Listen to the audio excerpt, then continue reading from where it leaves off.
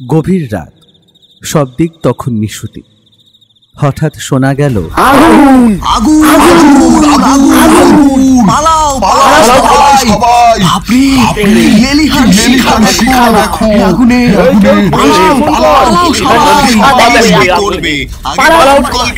জল চাই প্রচুর। আরে আগুনটা লাগলো কি করে বলতো?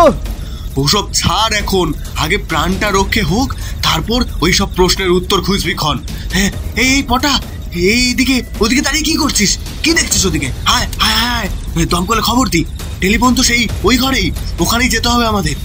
এই ঘরে নেই। এই বলছি, রতনটা কোথায় গেল বলতো? আগুন লাগার পর থেকে তোকে দেখছি না। কি বলিস রে? হয়তো ছেলেটা প্রাণের ভয়ে দৌড় মেরেছে। চল আগে দমকলকে খবরটা দি। আগুনে পোড়া গন্ধে চারিদিক রীতিমতো গা ছমছম করে ওঠার মতো হয়ে আছে।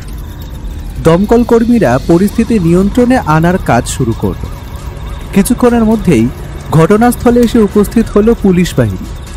এলেন স্বয়ং স্থানীয় থানার ওসি গোবিন্দচরণ হালদার। প্রায় ঘণ্টাখানেকের চেষ্টায় আগুন নিয়ন্ত্রণে এলো। পুলিশ জিজ্ঞাসাবাদ শুরু করলো।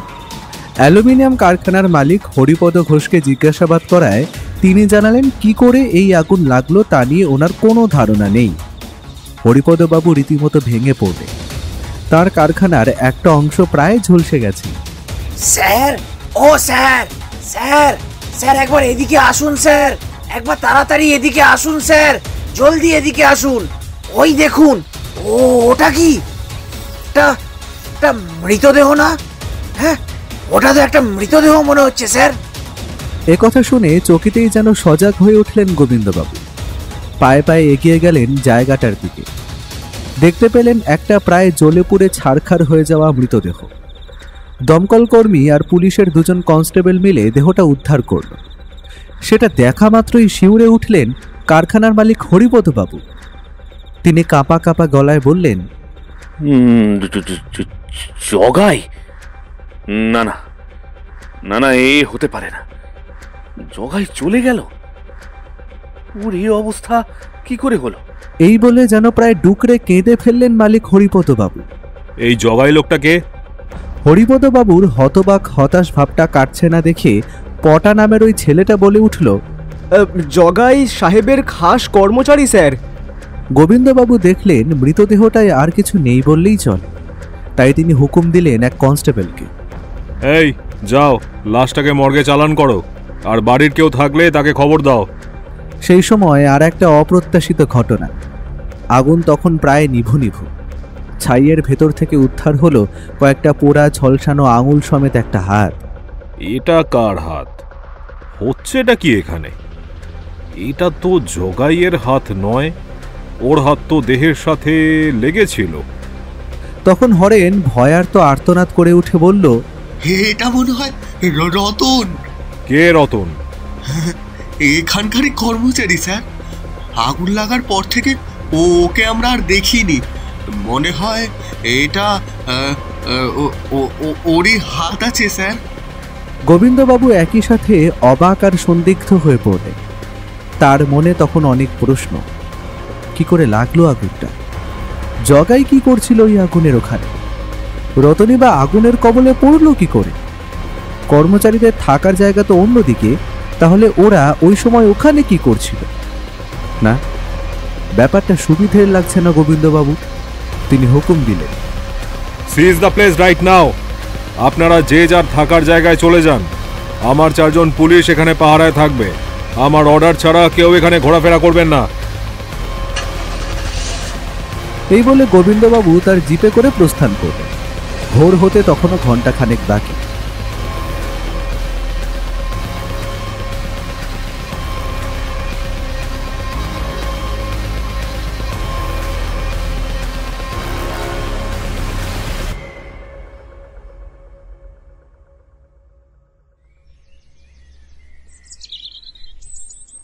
আজকের সকালটা বেশ অন্যরকম, কারণ বৌঠান বাড়িতে নেই, গেছে দাদার বাড়িতে।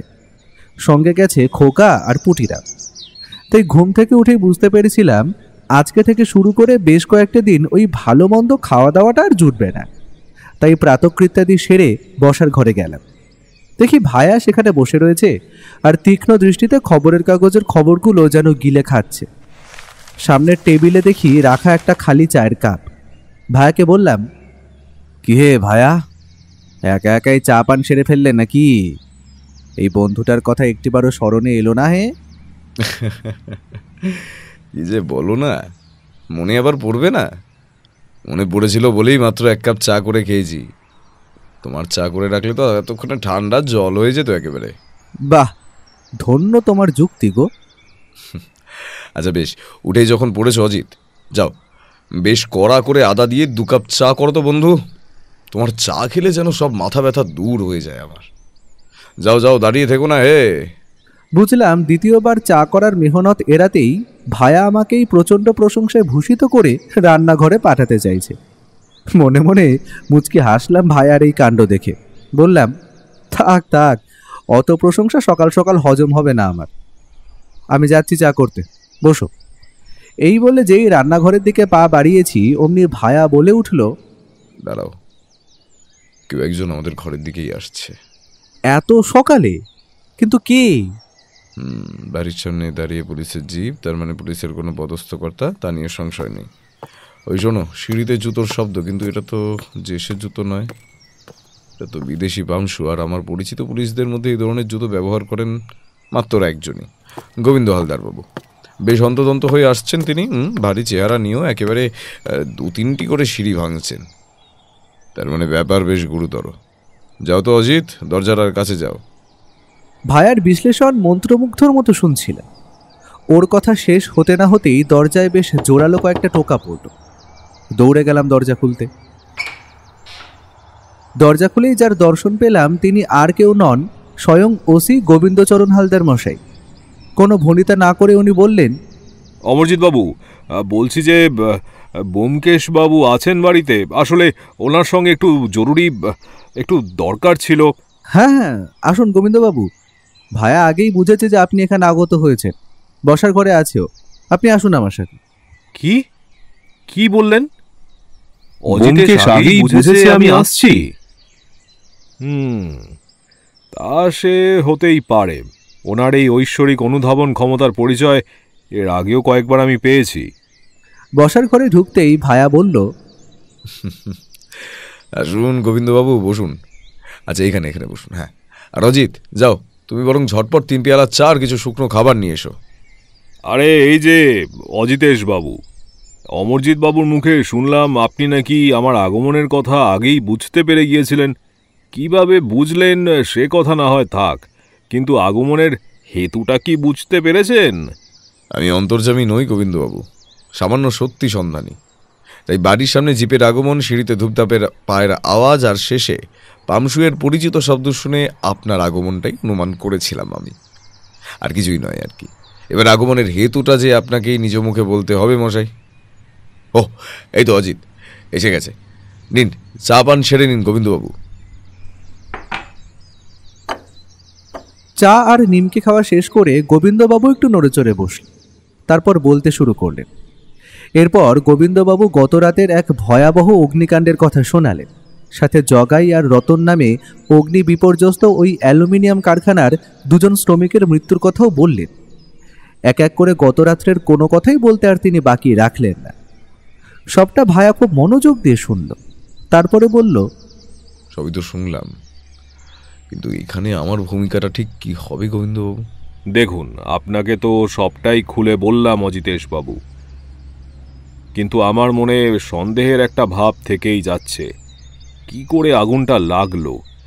জগাই করছিলটা কি ওই আগুনের ওখানে? আর আগুন লেগেছে দেখেও সে পালায়নি কেন? রতনী বা আগুনের কবলে পড়ল কি করে? কর্মচারীদের থাকার জায়গা তো অন্যদিকে, তাহলে ওরা ওই সময় ওখানে ঠিক কোন কাজে গিয়েছিল? গোবিন্দবাবুর মনে উদয় হওয়া এই প্রশ্নগুলো ভায়াকেও যেন কিছুটা ভাবিয়ে তুলল। নিজের মনেই আরও কিছু ভেবে নিয়ে সে বলল, ঠিক আছে হালদারবাবু, আমি এই কেসে আপনাকে সর্বত্রভাবে সাহায্য করার চেষ্টা করব। চলুন আগে একবার ঘটনাস্থলে যাওয়া যাক। অনেক ধন্যবাদ অজিতেশ বাবু, আপনার যা কিছু পুলিশের সাহায্য দরকার সব আমি ব্যবস্থা করে দেব। নিন, আপনারা তাহলে তাড়াতাড়ি তৈরি হয়ে নিন, আমার জিপেই ঘটনাস্থলে যাওয়া যাবে। 10 মিনিটের মধ্যেই আমরা তৈরি হয়ে নিলাম। জিপে যেতে যেতে ভায়া ওসি গোবিন্দবাবুকে একটাই প্রশ্ন করল। আচ্ছা, ঘটনাস্থলে এখন কারা আছে? আগে আমার 4 জন কনস্টেবলকে রেখে এসেছি পাহারায়। গোটা পথে ভায়া আর কোনো কথা বলল না। আমরা যখন ঘটনাস্থলে এসে পৌঁছলাম তখন ঘড়িতে সকাল 8:20। সেখানে পৌঁছে দেখলাম ছাইয়ের মধ্যে থেকে তখনও অল্প স্বল্প ধোঁয়া বের হচ্ছে। দেখলাম দারোগাবাবু চলে গেলেন কনস্টেবলদের সাথে কথা বলতে। আমি আর ভায়া অগ্নিদগ্ধ জায়গাটা ভালো করে নিরীক্ষণ করতে লাগলাম। আমাকে ভায়া ঠাট্টার সুরে বলল, ওয়ে অজিত, সাবধানে পা ফেলো, ছাই চাপা আগুন কিন্তু খুব সাংঘাতিক। ভায়া খুব খুঁটিয়ে সবকিছু দেখতে লাগলো। হঠাৎ দেখি ও যেন কি একটা শুঁকছে। আমার দিকে ফিরে বলল, একটা মিষ্টি গন্ধ পাচ্ছ অজিত? মিষ্টি গন্ধ? কই না তো, কিসের গন্ধ? অজিত, আমি এখানে পোড়া গন্ধ ছাড়াও আরো দুটো গন্ধ পাচ্ছি। বলো কি হে, দুটো গন্ধ? কই, আমি তো একটাও পাচ্ছি না। মিষ্টি গন্ধটা ক্লোরোফর্মের, আর অন্যটা আরেকটু উগ্র, সম্ভবত কেরোসিন। ক্লোরোফর্ম, কেরোসিন এসব এখানে কেন? দেখো, এত বড় কারখানায় এসব থাকাটা ততটাই স্বাভাবিক যতটা অস্বাভাবিক ঠিক এই অগ্নিদগ্ধ জায়গায় ওগুলোর উপস্থিতি। ভুলে গেলে চলবে না, দুটো জিনিসই কিন্তু দাহ্য। তাহলে কি আগুনটা ইচ্ছে করে লাগানো হয়েছে? সেটা এখনই বলা যাবে না অজিত, চলো আর একটু ঘুরে দেখি জায়গাটা। এই বলে ভায়া আবার তার পর্যবেক্ষণের কাজে মন দিল। দেখলাম মুহূর্তের জন্য একবার মাটির দিকে ছুঁকলো, ছাইয়ের মধ্যে থেকে কিছু একটা কুড়িয়ে সেটা পকেটস্থ করলো। আমায় বলল, একদম চুপ, হালদার মশাই আসছেন, যা বলার আমি তাকে বলবো, তুমি এখন মুখ খোলো না অজিত। এরপরেই আমাদের পাশে এসে উপস্থিত হলেন গোবিন্দবাবু। ভায়াকে উদ্দেশ্য করে তিনি বললেন, কিছু কি বুঝতে পারলেন অজিতেশ বাবু? ভায়া গোবিন্দবাবুকে সবিস্তারে প্রায় সবটাই বলল।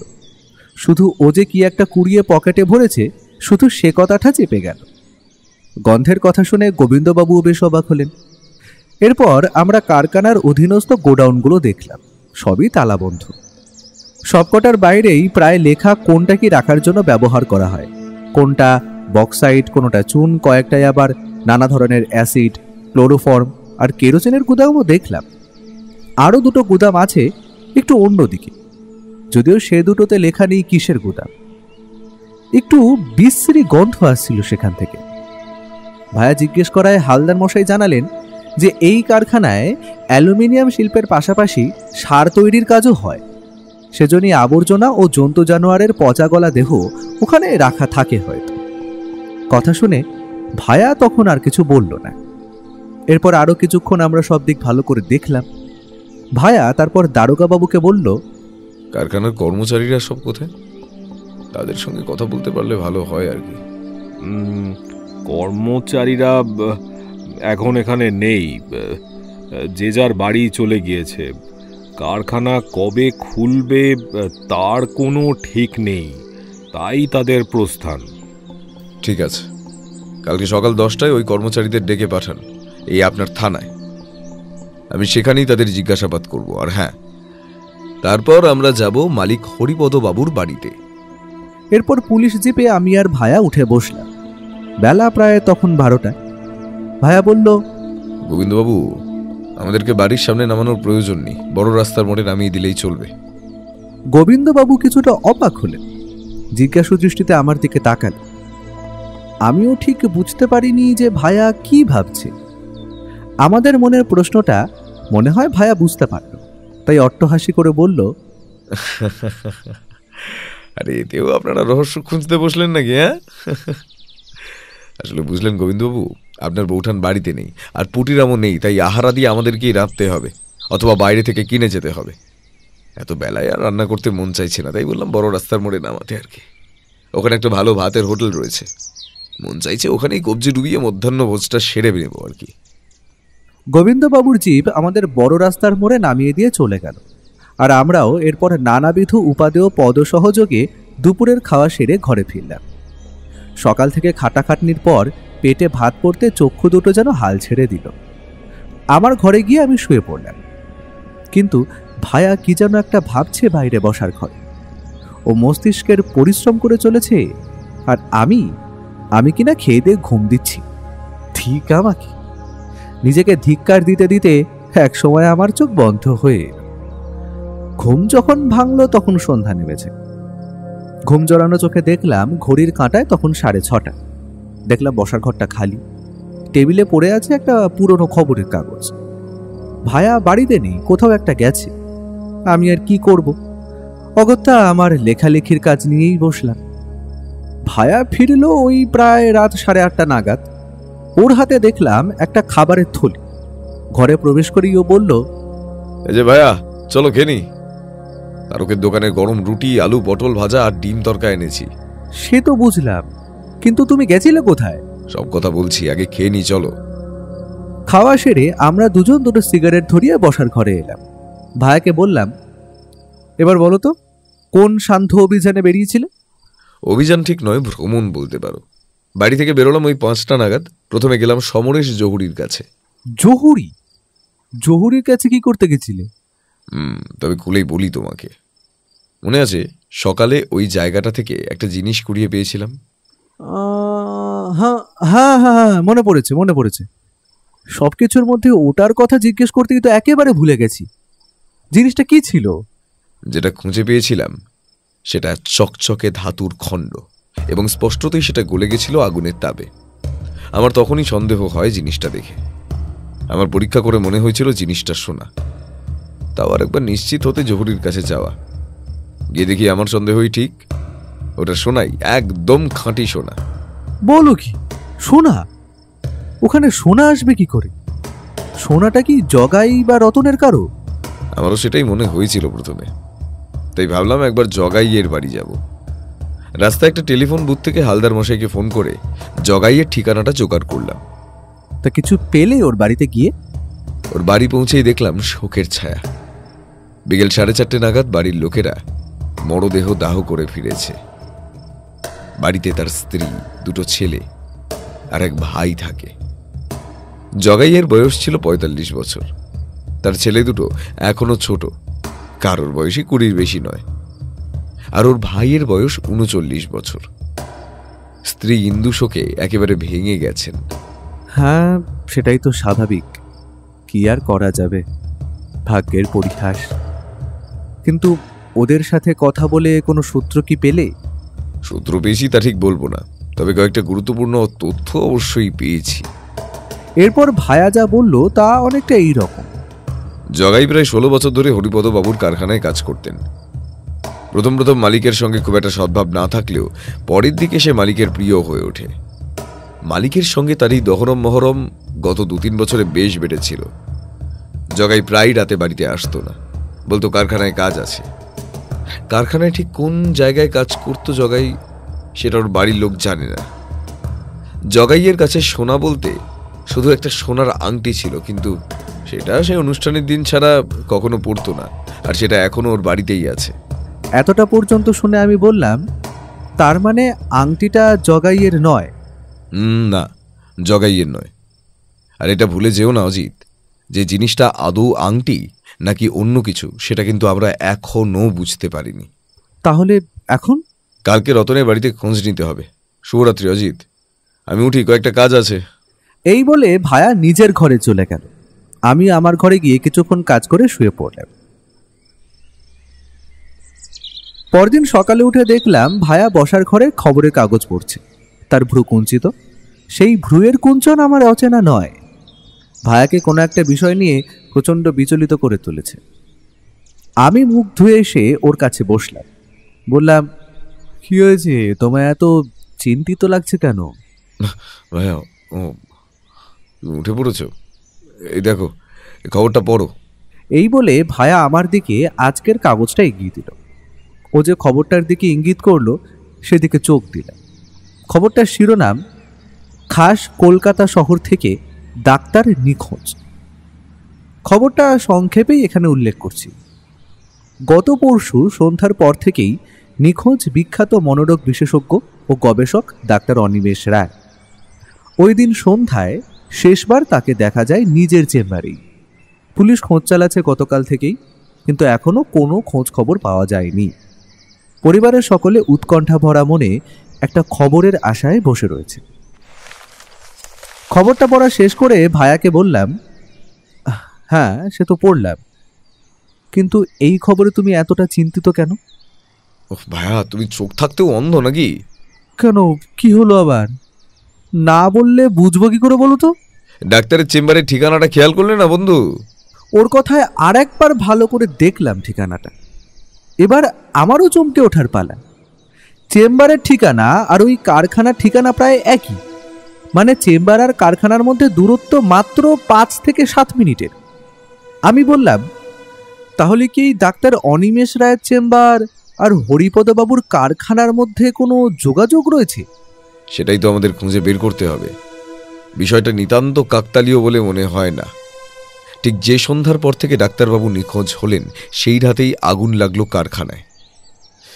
না অজিত, না, ব্যাপারটাকে আর খুব একটা সরল বলে তো মনে হচ্ছে না। হে, এই পর্যন্ত বলে ভায়া উঠে গেল তার শোয়ার ঘরে। শুনতে পেলাম সে হালদারবাবুকে টেলিফোন করল। কি কথাবার্তা হলো তা ঠিক শুনতে পেলাম না। মিনিট 10 পর ও ঘর থেকে বেরিয়ে। আমি ওকে বললাম, তো ইন্সপেক্টর সাহেবের সাথে কি কথা হলো? দুটো কথা বললাম। প্রথমত ওনাকে খোঁজ নিতে বললাম যে হরিপদবাবুর নামে ওই কারখানার কোনো ইন্স্যুরেন্স ছিল কিনা, আর থাকলে তার অর্থগত পরিমাণটা কত।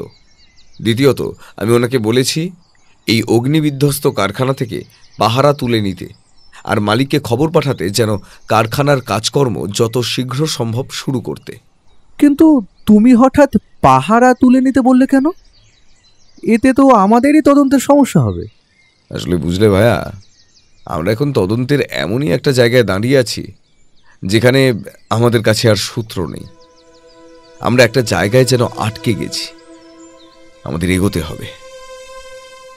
আমার মন বলছে ওই কারখানাতেই কিছু একটা রহস্য আছে, আর এটাও বারবার মনে হচ্ছে কারখানা খুললেই যেন ওখানে কিছু একটা ঘটবে। কিন্তু তুমি তো এখনো কারখানার মালিকের সাথে কথাই বললে না। সবকিছু কি আর ওই গতে বাঁধা নিয়মে চলে অজিত? আর মনে রেখো, আগুন কিন্তু সবসময় শুধু জ্বলে না, বরং কথা বলে। ভাইয়ার শেষ কথাগুলো বুঝতে পারলাম না, তাই জিজ্ঞাসু দৃষ্টি নিয়ে ভাইয়ার দিকে তাকাল।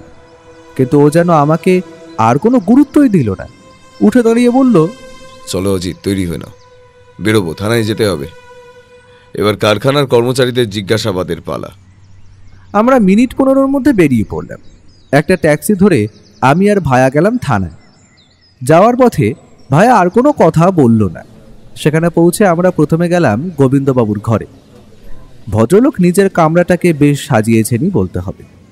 আমরা প্রবেশ করতেই হালদার মহাশয় খাতির করে বসালেন। বেয়ারাকে দিয়ে চা আর জলখাবারও আনালেন। এর ফাঁকে ভায়া ওনাকে জিজ্ঞেস করলো, লোকগুলোকে এনেছেন এখানে? হ্যাঁ অজিতেশবাবু, ওদেরকে ইন্টারোগেশন রুমে বসিয়েছি, আর আপনি যে ইন্স্যুরেন্সের খোঁজ নিতে বলেছিলেন সেটাও পেয়ে গেছি। বাহ, বেশ তাড়াতাড়ি খবর জোগাড় করেছেন দেখছি। তা কি কি জানতে পারলেন? হরিপদবাবু একটা বেসরকারি সংস্থায় প্রায় 10 বছর আগে একটা বীমা করিয়েছিলেন তার কারখানার নামে। তাতে ধরুন পরশুর ওই ক্ষয়ক্ষতি বাবদ তিনি পাবেন প্রায় নগদ 60,000 টাকা। এবং মজার ব্যাপার হলো, হরিপদবাবু গতকালকেই সেই সংস্থার সঙ্গে যোগাযোগ করেছেন, এমনকি উপযুক্ত প্রমাণ দেখাবেন বলে বীমার টাকাও ক্লেম করেছেন। বুঝলাম গোবিন্দবাবু, আপনি ওনাকে কারখানা খোলার ব্যাপারটা বলেছেন তো? হ্যাঁ অজিতেশবাবু, সবটাই জানিয়েছি, আর এটাও বলেছি যে আজকে বেলায় আপনি ওনার বাড়ি যাবেন জিজ্ঞাসাবাদের জন্য। বেশ, চলুন এবার যাই ইন্টারোগেশন রুমে। চলো অজিত, তুমিও এসো। এরপর আমরা 3 জন গেলাম ইন্টারোগেশন রুমের দিকে। সেখানে গিয়ে দেখলাম 4 জন বসে আছে। তাদের নাম পটা, হরেন, রঞ্জিত আর মতি। ভায়া জেরা শুরু করল। প্রথমে এলো পটা। তোমার নাম তো পটা? আগে হ্যাঁ স্যার। আচ্ছা পটা, তোমরা কি রোজ কারখানার মূল অংশেই থাকতে কাজের পর? না তো স্যার, আমাদের থাকার জায়গা কারখানা থেকে একটু দূরে, ওই 10 মিনিটের পথ হবে। আমাদের কাজ ওই সন্ধ্যে 6টা অবধি হয়, তারপর ওই কাজ সেরে আমরা ওখানেই ফিরে যাই। আমরা বলতে কারা? আগে আমি আর হরেন। রতনের বাড়ি আর একটু দূরে, আর রঞ্জিত থাকে ওই পাশের বস্তিতে। আচ্ছা বেশ, তাহলে যেদিন আগুন লাগলো কারখানায় সেদিন তোমরা ওখানে কেন ছিলে? আগে স্যার, সেদিন ছিল ওই মালিকের জন্মদিন। মালিক টাকা পাঠিয়েছিলেন খাওয়া দাওয়া করার জন্য। তাই কাজ শেষ হয়ে গেলেও আমরা 5 জন, মানে আর কি ওই আমি, হরেন, মতি, রঞ্জিত আর ওই রতন, আমরা রয়ে যাই ওখানে। বেশ একটু খাওয়া দাওয়া হয়। স্যার আপনাকে লুকোবো না, একটু নেশাও করেছিলাম বটে, তাই আর ওখান থেকে উঠে চটজলদি বাড়ি যেতে পারিনি। রতন, মতি আর রঞ্জিত কি অবস্থায় ছিল? মতি নেশা করেনি স্যার, তাই খাওয়া দাওয়ার পরে সে চলে গেল। আর রঞ্জিতও বাড়ি চলে যায়, আর রতনটা রয়ে গেল ওই আমাদের সঙ্গেই। আচ্ছা পটা, আমাকে একটা কথা বলো তো, রতনের মধ্যে তুমি কি কোনো অস্বাভাবিকতা লক্ষ্য করেছিলে? আগে কই সেরকম কিছু তো না স্যার। তবে তবে হ্যাঁ হ্যাঁ হ্যাঁ, মনে পড়েছে। কি মনে পড়লো? আগে স্যার, সেটা ঠিক অস্বাভাবিকতা নয়, কিন্তু তাও বলি আপনাকে। হ্যাঁ বলো, কিচ্ছু লুকিও না, যা মনে পড়ছে সবটা বলো। বেশ কয়েকদিন আগের কথা স্যার। দুপুরে তখন কাজ চলছিল।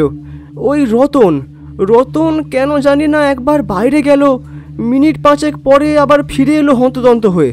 আমি ওকে বললাম যে কিরে কি হয়েছে, কিন্তু স্যার ও আমায় কিছুই বলল না। ব্যাপারটা পুরোই এড়িয়ে গেল। বুঝলাম। আর কিছু মনে পড়ছে পটা? আগে হ্যাঁ স্যার, এই পরশু দিন আমরা যখন একসঙ্গে মদ খাচ্ছিলাম, তখন রতন একবার বলে ওঠে, কাজটা ভাবছি ছেড়ে দেবো ভাই, বুঝলি। এখানে কিছু একটা গন্ডগোল আছেই, কিছু একটা গন্ডগোল আছেই। স্বভাবতই আমরা জানতে চাইলাম যে কি গন্ডগোল। ও কিছু একটা বলতে যাচ্ছিল, কিন্তু তখনই আমরা কিছু একটা মানে কারোর পায়ের আওয়াজ পেয়ে চমকে উঠি, আর তাই স্যার ওর কথাটা শেষ হয় না। কি এসেছিল তখন, মনে আছে তোমার পটা? আগে হ্যাঁ স্যার, ওই ডাক্তারবাবু এসেছিলেন। ডাক্তারবাবু? কোন ডাক্তারবাবু? অনিমেষ রায়? আগে হ্যাঁ স্যার, আপনি কি ওনাকে চেনেন? না, সেভাবে চিনি না। রাখো ওসব কথা, আগে বলো ডাক্তারবাবু কি প্রায় আসতেন ওখানে? হ্যাঁ স্যার, ডাক্তারবাবু তো মালিকের বিশেষ বন্ধু হন, প্রায় আসতেন। সেই সন্ধ্যায় ডাক্তারবাবু কতক্ষণ ছিলেন ওখানে? তা তো ঠিক বলতে পারবো না স্যার। আমাদের কাছে এসে তো সেদিন ডাক্তারবাবু শুধু ওই মালিক কোথায় আছে সেটাই জানতে চেয়েছিল, তারপর তো আর কিছু। মালিক কোথায় ছিলেন সেদিন? আগে স্যার, ওই কারখানার পিছনে মালিকের একটা বড় অফিস রয়েছে, সেখানেই তিনি ছিলেন ওই সন্ধ্যায়। তারপর তো আমরা নেশা করে ওখানেই ঘুমিয়ে পড়েছিলাম স্যার, তাই আর কিছু মনে নেই আর কি। আগুন যে লেগেছে তা তোমরা কখন টের পেলে? আগে ওই রাত্রির 2টো হবে। ধোঁয়া আর পোড়া গন্ধে আগে হরেনের আর তারপর আমার ঘুম ভাঙে, আর তখনই দেখি যে রতন পাশে নেই। আচ্ছা বেশ, এবার বলো, তুমি কি এ বিষয়ে নিশ্চিত যে কাটা হাতটা পাওয়া গেছে সেটা রতনের? আগে স্যার, প্রথমে তো বিশ্বাস হয়নি, কিন্তু স্যার রতনের তো কোনো খোঁজ পাওয়াই যায়নি এই 3 দিনে। তাই এখন তো একরকম নিশ্চিত স্যার, ওটা রতনেরই পোড়া হাত ছিল স্যার, ওটা রতনেরই পোড়া হাত ছিল। এই বলে কেঁদে ফেললো পটা চোখ মুছতে মুছতে ঘর থেকে বেরিয়ে গেল। আমি উত্তেজিত কণ্ঠে বললাম, ভায়া সেই ডাক্তার। ভায়া আমার দিকে ফিরে একটা বাঁকা হাসি দিল। ইতিমধ্যে ঘরে এসে ঢুকেছে যে সে আর কেউ নয়, হরেন। ভায়া ওকে সামনের চেয়ারটায় বসতে বলল। হরেনের মুখে ভয়ের ছাপ স্পষ্ট। ভায়া তার জিজ্ঞাসাবাদ শুরু করল। জিজ্ঞাসাবাদের প্রথম পর্বটা ছিল পটের সাথে। হরেনকে করা প্রশ্নগুলোও ছিল হুবহু একই, আর উত্তরগুলোও ছিল সবই এক। শুধু যে অংশটা গুরুত্বপূর্ণ সেটাই না হয় এবার বলি। ভায়া হরেনকে জিজ্ঞেস করল, তোমাদের কারখানায় যে গোডাউনগুলো রয়েছে সেগুলো তো দেখলাম বিভিন্ন রাসায়নিক ও আরও নানান দ্রব্য রাখা, কিন্তু 2টো গুদাম আছে যেগুলো অন্য সবকটার থেকে একটু বিচ্ছিন্ন। তুমি বলতে পারো ওখানে কি রাখা হয়? আগে না বাবু, আসলে আমাদের ওই ঘরে ঢোকার অনুমতি ছিল না। অনুমতি না থাকার কোনো বিশেষ কারণ? জানি নে বাবু, মালিকের মানা ছিল ও ঘরে কেবল খুব দরকার হলে মালিক যেতেন, আর মালিক গেলে সাথে করে মতিকে নিয়ে যেতেন। মতিকে নিয়ে যেতেন? কেন শুধু মতি কেন? মতি তো মালিকের খাস লোক বাবু। বুঝলাম। আচ্ছা হরেন, তোমাদের কখনো কৌতূহল হয়নি যে ওই ঘরে কি আছে? আগে তা হয়নি। আবার মতিকে তো মাঝে মধ্যেই জানতে চাইতাম ওর কাছে যে ওই ঘরে কি আছে। মতি হয় এড়িয়ে যেত, না হলে বলতো মরা গরু ছাগল আর নোংরা আবর্জনা থাকে ওখানে। একবার তো আমি নিজেই দেখতে গেছিলাম ওই ঘরের তালা ভেঙে, কিন্তু মতি আমায় দেখে ফেলে। সে আমায় শাসিয়েছিল যে এইসব আর যেন আমি চেষ্টা না করি, আর যদি আবার করি তাহলে সে মালিককে বলে আমার চাকরি খেয়ে দেবে। তারপর থেকে আর ওই মুখো হইনি।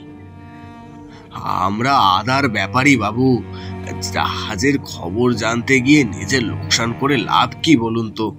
আচ্ছা বেশ। জগাই লোকটা কেমন হে হরেন? জগাই জগাই তো খুব খারাপ বলে জানি নে। মালিকের ডান হাত বলতে পারেন। মালিক কোনো ডিল ফাইনাল করতে গেলে জগাইকে নিয়ে যেতেন।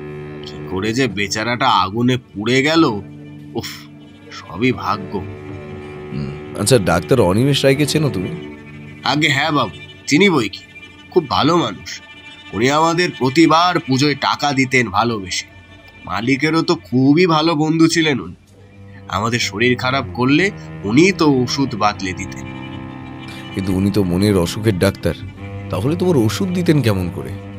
আগে ওনার তো নিজের হাসপাতাল আছে, পাগলদের এনে রাখেন ওখানে। এই তো আমাদের কারখানার কাছে হাসপাতাল, কিন্তু হাসপাতালে ডাক্তারবাবু সব রোগের ওষুধই দেন। আচ্ছা বুঝলাম হরেন, অনেকগুলো ভালো ভালো তথ্য দিয়েছো তুমি। এবার তুমি আসতে পারো। হরেন ঘর থেকে বেরিয়ে গেল। আমি ভাইয়াকে বললাম, এসব কি হচ্ছে? সব কিছুই তো কিরকম গলিয়ে যাচ্ছে গো আমার। এই তো সবে শুরু, জল এখনো অনেক দূর গড়াবে। এরপর ঘরে এলো রঞ্জিত। দেখলাম ভায়া রঞ্জিতকে নতুন কিছু জিজ্ঞেস করলো না।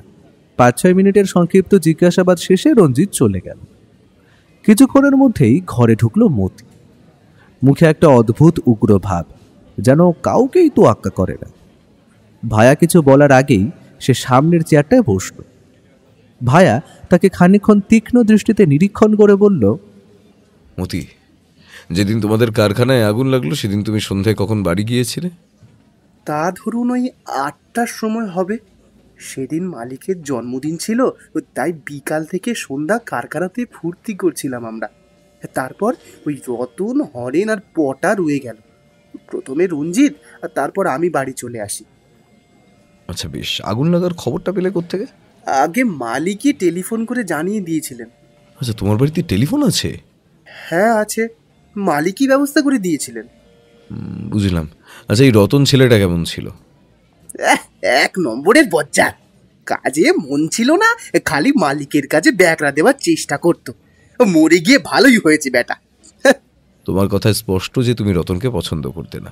সে না হয় হলো, কিন্তু এবার আমায় বলো, সেদিন যখন আগুনের মধ্যে থেকে ওই পোড়া হাতটা উদ্ধার হলো, তখন কি তুমি ওখানে ছিলে? হ্যাঁ ছিলাম, সবটাই দেখেছি। আচ্ছা, তুমি কি নিশ্চিত যে হাতটা রতনেরই? একদম স্যার, ওই হাত আমার চেনা। ওটা নিঃসন্দেহেই রতন। ঠিক আছে। শুনলাম তুমি নাকি মালিকের খাস লোক। কে বললো আপনাকে এসব? ওই হরেন ব্যাটার ছেলেই নিশ্চয়। কে বললে সেটা বড় কথা নয়, কথাটা ঠিক কিনা সেটা বলো। মালিক আমার কাজে খুশি হয়ে আমাকে অন্যদের থেকে একটু বেশি স্নেহ করেন আর কি, তাই হিংসে করে মরে ওই হরেন আর পটারা। থাক ওসব কথা। তোমাদের কারখানায় যে গোডাউনগুলো রয়েছে সেগুলোতে তো সর্বদাই আমি দেখলাম, কিন্তু 2টো গুদাম আছে যেগুলো অন্য সব কটার থেকে একটু আলাদা। সেগুলোতে নাকি শুধু তুমি আর মালিক ঢোকো, বাকিদের নাকি ঢোকা বারণ। আচ্ছা, এমন ব্যবস্থা কেন? আর কি আছে ওই ঘরে? ওটা তো মালিকের নির্দেশ। কেন এমন নির্দেশ তা তো ঠিক জানি না। ওই ঘরে সেরম কিছু নেই, পড়ে থাকে শুধু নোংরা আবর্জনা, পশু পাখির পচা গলা মরা দেহ। সরকারি ভ্যাট থেকেই ওগুলো আনে, সার তৈরি করতে লাগে আর কি। আচ্ছা বেশ, আচ্ছা মতি, তুমি কি জানো ডাক্তার অনিমেষ রায়কে খুঁজে পাওয়া যাচ্ছে না দুদিন ধরে? ভাইয়ার এই প্রশ্নে মতি ভূত দেখার মতো চমকে উঠল। তারপর একটু থমকে নিজেকে সামলে নিয়ে আমতা আমতা করে বলল, কে? অনিমেষ রায়? রায় ওই যার চেম্বার আছে কারখানার কাছে? হ্যাঁ, ঠিক ধরেছ একদম। উনি তো তোমার মালিকের বন্ধু ছিলেন। হ্যাঁ, তা তো ছিলেন, কিন্তু ওকে যে পাওয়া যাচ্ছে না সে নিয়ে আমি কিছু শুনিনি। ভায়া এক দৃষ্টিতে মতির দিকে তাকিয়ে রইল, তারপর বলল, সবটা সত্যি বললে তুমি ভালো করতে মতি। এই যে কথা গোপন করছো তাতে কিন্তু তোমারই বিপদ বাড়বে। কোন কথা? আমি কিছুই গোপন করছি না। না না না। যাকে ওসব কথা বাদ দাও, এবার বলো জগাইয়ের সঙ্গে তোমার সম্পর্ক কেমন ছিল? জগাইদা খুব ভালো মানুষ ছিল স্যার। ওই লোকটা যে কেন এমন অকালে চলে গেল জানি না। মালিকের কোনো দরকারে তো আমাকে আর জগাইদাকেই পাঠাতো। আচ্ছা বেশ, এবার তুমি আসতে পারো মতি। কাল থেকে তো কারখানা খুলছে, কাজে আসবে তো? হ্যাঁ, সে তো আসতেই হবে। রুজি রোজগার তো আর বন্ধ করলে চলবে না। এইবার মতি ঘর থেকে বেরিয়ে গেল। আমি বললাম, কি বুঝছো ভায়া? কেসটা যতটা সহজ ভাবছিলাম ততটা নয় হে অজিত, অনেক রহস্য আছে। আর এই মতি ও কিছু কথা গোপন করছে, কিন্তু সেটা যে ঠিক কি তা বুঝতে হলে আরো গভীরে ঢুকতে হবে কেসটার। না চলো এবার বেরোনো যাক, হরিপদবাবুর বাড়িতেও তো যেতে হবে। এরপর আমরা অফিসার গোবিন্দ হালদারের সাথে সাক্ষাৎ করে হরিপদবাবুর বাড়ির পথে রওনা হলাম। বেরোবার আগে ভায়া গোপনে গোবিন্দবাবুকে কী সব যেন বলেও এলো। আমরা বেরোবার সময় গোবিন্দবাবু আমাদের পুলিশি গাড়ি দিতে চাইছিলেন যাতায়াতের জন্যে, কিন্তু ভায়া রাজি হলো না। তাই আমরা একটা ট্যাক্সি ভাড়া করেই হরিপদবাবুর বাড়ির পথে রওনা দিলাম। প্রায় 15 মিনিট পরে আমাদের গাড়ি যেখানে থামলো সেই জায়গাটা কিছুটা শুনশান। ট্যাক্সি থেকে নেমে দেখলাম একটা 3 তলা বাড়ি, রং সাদা, সামনে লোহার দরজা, আর গাড়ি রাখার ঘরটাও আমাদের নজর এড়ালো না। বাড়ির চেহারা দেখে এটুকু স্পষ্ট যে বাড়ির কর্তা বেশ ধনী ব্যক্তি। আমরা মূল বাড়িতে প্রবেশ করতেই স্বয়ং গৃহকর্তা হরিপদবাবু এসে আমাদেরকে অভ্যর্থনা করলেন। তার বয়স ওই 50-এর কাছে। আমি আর ভায়া ওনার বসার ঘরে সোফাতে গিয়ে বসলাম। ঘরের মধ্যে নানাবিধ আসবাব, সবই বেশ দামি। হরিপদবাবু তার বিয়ারাকে আমাদের জন্য চা আর জল খাবারের হুকুম দিতে বাইরে গেলেন। এর মধ্যেই দেখি ভায়া উঠে গিয়ে ঘরটার এদিক ওদিক কি সব দেখতে লাগলো। বেশ কয়েকটা ড্রয়ারও ঘেঁটে দেখল, কিন্তু হরিপদবাবু ফেরার ঠিক আগেই আবার সস্থানে এসে বসে পড়ল। ভায়াও না, কখন যে কি করে কোনো ঠিক নেই। কিছু সময় পরে হরিপদবাবু ঘরে ফিরে এসে বসলেন। এরপর ভাইয়ের দিকে ফিরে হরিপদবাবু বললেন, আরে গোয়েন্দা মশাই যে, আমার বাড়িতে কিসের খোঁজে আগমন? হরিপদবাবু, আপনার একটু ভুল হচ্ছে। আমি গোয়েন্দা নই, সত্যান্বেষী। আর আপনাকে কয়েকটা গুরুত্বপূর্ণ প্রশ্ন করতেও সেগুলো যথাযথ উত্তর জানতেই আমার এখানে আসা। তা বেশ, তা বেশ, বলুন বলুন বলুন, কি জানতে চান? যদিও আমি পুলিশকে সবটাই বলেছি, তাও আপনার অনুরোধটাও না হয় রাখলাম। আচ্ছা হরিপদবাবু, আমাকে বলুন যে আপনার এই কারখানার কি কোনো ইন্স্যুরেন্স ছিল? আগে হ্যাঁ ছিল, আর সেটা বাবদ এই আগুন লেগে যাওয়া ক্ষতির জন্যে আমি পাবো 50,000 টাকার বেশি। কিন্তু আপনি কি বলতে চাইছেন? আমি ইন্স্যুরেন্সের টাকা পাওয়ার জন্যে কারখানায় অগ্নিকাণ্ড ঘটিয়েছি? আমি কিন্তু বলিনি হরিপদবাবু, আপনি অযথাই উত্তেজিত হচ্ছেন। আমি তো কেবল জানতে চেয়েছি। ছাড়ুন সব, আমাকে বলুন আপনার কারখানায় যে রতন ছেলেটি কাজ করতো সে কেমন? 1 নম্বরের ফাঁকিবাজ বেয়াদব মশাই ওই রতনটা। আমার কাজে সব সময় ভাঙচি দিতে চাইতো। ওকে হয়তো আর কয়েকদিনের মধ্যেই আমি ছাঁটাই করতাম, তা বেটা ছেলে মরে গেছে, ল্যাটা চুকেছে। হরিপদবাবুর এই কথা শুনে মনে মনে ভাবলাম, লোকটা ধনী হলেও হৃদয়ে নির্মমতার কোনো কমতি নেই। ভায়া গলাটাকে আরেকটু গম্ভীর আর তীক্ষ্ণ স্বরে বলল, জগাইয়ের কি আপনার সঙ্গে এর মধ্যে কোনো ঝামেলা হয়েছিল? কই না তো, ঝামেলা হতে যাবে কেন? অত ভালো ছেলেটা যে কি করে চলে গেল, হায় ঈশ্বর। বুঝলাম। আচ্ছা হরিপদবাবু, যে রাত্রে অগ্নিকাণ্ড হলো সেই সন্ধ্যায় ডাক্তার অনিমেষ রায় আপনার সঙ্গে দেখা করতে গিয়েছিলেন কেন? হরিপদবাবু প্রশ্নটা শুনে একটু থমকে গেলেন।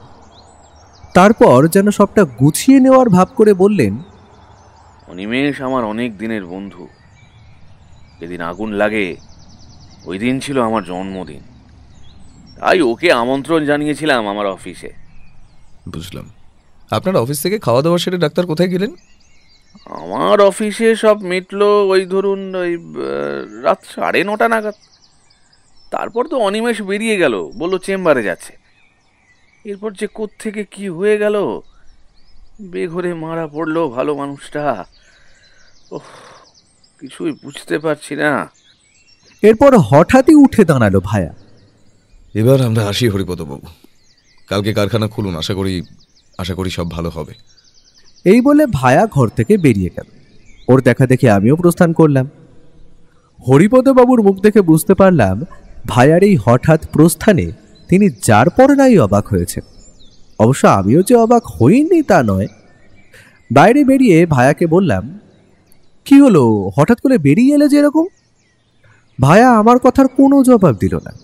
বুঝলাম সে কিছু একটা বুঝতে পেরেছে। সে শুধু গটগট করে হেঁটে চলল আর একটার পর একটা সিগারেট ধ্বংস করতে থাকলো। হঠাৎ ভায়া একটা খাবারের দোকানে ঢুকে একটা চেয়ার টেবিল দখল করে বসে পড়ল। আমাকে দেখে বলল, বড় খিদে পেয়েছে ভায়া, চলো আগে পেট পুজো করে নি।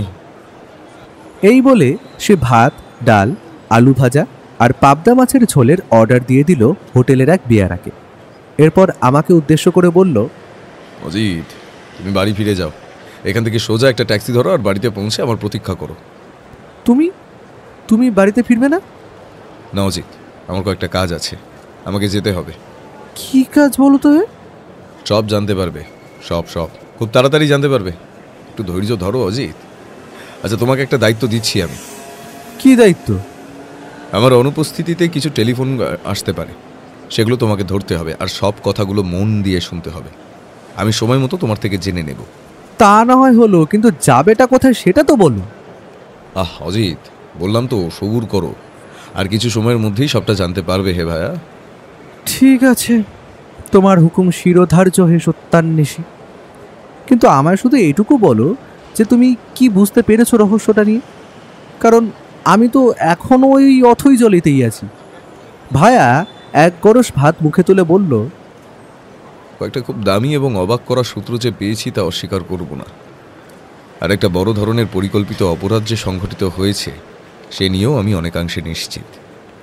কিন্তু ওই সূত্রগুলো যে ঠিক কোন সুতোয় বাঁধা সেটাই এখনো ভালো করে ধরতে পারছি না। অপরাধী কে তাকে তুমি বুঝতে পেরেছ? ভায়া এবার খানিকক্ষণ চুপ। একটু সময় পর সে নিজেই নীরবতা ভাঙল। আমার দিকে তাকিয়ে বলল, আমার মন বলছে অপরাধী একজন নয়, একাধিক জনের সঙ্গে যুক্ত, কিন্তু কার ভূমিকা কি তা আমি নিজেও এখনো জানি না। আমি আর কিছু জিজ্ঞেস ওকে করলাম না। খাওয়া সেরে আমরা বড় রাস্তার দিকে হাঁটা লাগালাম। দুজনে দুটো সিগারেট ধরিয়ে এগোচ্ছিলাম যে যার মতো। রাস্তার দুধারে কিছুটা বিক্ষিপ্ত জঙ্গল। বড় রাস্তায় না ওঠা অবধি ট্যাক্সিও পাবো না। কেসটা নিয়ে এ কথা সে কথা ভাবতে ভাবতে যাচ্ছিলাম বেখেয়ালি হয়ে। হঠাৎ পাশের জঙ্গল থেকে একটা পাথরের টুকরো সজোরে কেউ ছুঁড়ে মারল ভায়ার গায়ে। ভায়া এবার একটা আর্তনাদ করে উঠল, কিন্তু পর মুহূর্তেই ধাওয়া করলো জঙ্গলের ভিতরের দিকে। আমি তো তখনও হতবাক, দাঁড়িয়ে রয়েছি হতভম্বের মতো। কয়েক সেকেন্ড পর সজাগ হলাম আবার। দেখলাম আদলা পাথর খণ্ডটা পড়ে রয়েছে রাস্তার মাঝখানে। আমি সেটা তুলে নিলাম। বেশ ভারী, কম করে 250-300 গ্রামের তো হবেই। কিন্তু এ কি, একটা কাগজ দড়ি দিয়ে বাঁধা সেটার সঙ্গে। আমি দড়ির প্যাঁচ খুলে কাগজটাকে মুক্ত করলাম। দেখলাম তাতে লাল কালিতে লেখা, টিকটিকি, বেশি পিছনে লাগতে আসিস না, ধর থেকে মুড়ো আলাদা করে দেব, বাঁচতে চাইলে সব ছেড়ে চলে যা। আমি ভয় পেলাম। এই যে দেখছি দিনে দুপুরে হুমকি, কিন্তু কে এই হুমকি দাতা? এসবই ভাবছি, তার মধ্যে ভায়া ফিরল। বললাম, ভায়া, বলছি তোমার খুব বেশি লাগেনি তো? না, তেমন গুরুতর কিছু নয়, কিন্তু ব্যাটাকে ধরতে পারলাম না। এসব জঙ্গলের আড়ালে কোথায় যে মিলিয়ে গেল। এরপর আমি ভায়াকে ওই হুমকি চিঠিটা দেখালাম। ও খানিকক্ষণ নিঃশব্দে সেটা পড়ে অট্ট হাসিতে ফেটে পড়ল। তারপর হাসি থামিয়ে বলল, ভয় পেয়েছে, ওরা ভয় পেয়েছে। আমরা একদম ঠিক দিকে এগোচ্ছি, এভাবে হুমকিটাই ভিতুরা। আমরা আবার হাঁটতে লাগলাম। বড় রাস্তায় পৌঁছতেই আমি একটা ট্যাক্সি পেয়ে গেলাম। ভায়াকে বিদায় জানিয়ে আমি বাড়ির পথে রওনা দিলাম। কি জানি এই দামাল ছেলেটার মাথায় কি ভূত চেপেছে, আবার যে কোথায় যাবে কি জানি।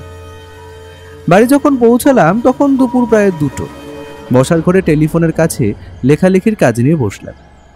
কাজ করতে করতে কখন যে নিদ্রা দেবী আমার চোখে আশ্রয় নিলেন তা মনে পড়ছে না। ঘুম ভাঙল টেলিফোনের একটা কর্কশ শব্দে। আমি তৎক্ষণাৎ উঠে গিয়ে ফোনটা ধরলাম। লাইনের ও প্রান্তের গলাটা আমার বেশ চেনা, গোবিন্দ হালদার মশাই। ভায়াকে না পেয়ে তিনি আমাকে বললেন ওকে যেন 2টো কথা আমি বলি। প্রথমত, সরকারি ভ্যাট থেকে যে ওই কারখানাতে বজ্রদ্রব্য আসে তা ঠিকই, আর দ্বিতীয়ত, ভায়া কাল সকালে যা যা ব্যবস্থা করে রাখতে বলেছিল তার প্রস্তুতি নেওয়া হয়ে গেছে। অবশ্য ভায়া কি ব্যবস্থা নিতে বলেছে তা হালদার মশাই আর ভেঙে বললেন। ফোন ছেড়ে আমি দেখলাম ঘড়ির কাঁটায় তখন বাজে বিকেল 4:15। আমি আর ঘুমালাম না, 1 কাপ চা করে এনে আবার নিজের কাজে মনোনিবেশ করলাম। দ্বিতীয় ফোনটা এলো ঠিক বিকেল 5টার সময়। এবার আর ওপারের গলার স্বর আমার চেনা নয়। ফোন করা সেই অজ্ঞাত পরিচয় লোকটা আমাকে বলল, অজিতদা, আমি প্রদীপ বলছি। বোমকেশদা আমাকে হরিপদ বলে একটা লোকের ওপর নজর রাখতে বলেছিল। লোকটার কাছে অন্য একটা মজুর গোছের লোক পরপর 2 বার দেখা করতে গেছে 45 মিনিটের ব্যবধানে। এই কথাটা দাদাকে জানিয়ে দিও। 2টো ফোনে যেন আমাকে কেসটা নিয়ে আবার ভাবতে বসালো। তাই নিজের কাজকর্ম লাটে তুলে আবার মনের মধ্যে কেসটা সম্পর্কিত নানান তথ্য তালগোল পাকাতে শুরু করলাম। কিন্তু ঘন্টাখানেক পরেও কিছুই ভেবে আর বার করতে পারলাম না। ঘোড়ার ডিম পাড়া ছাড়া আর কিছু হবে বলে তো আমার মনে হয় না। ঘড়িতে প্রায় 6:30 বাজতে যায়।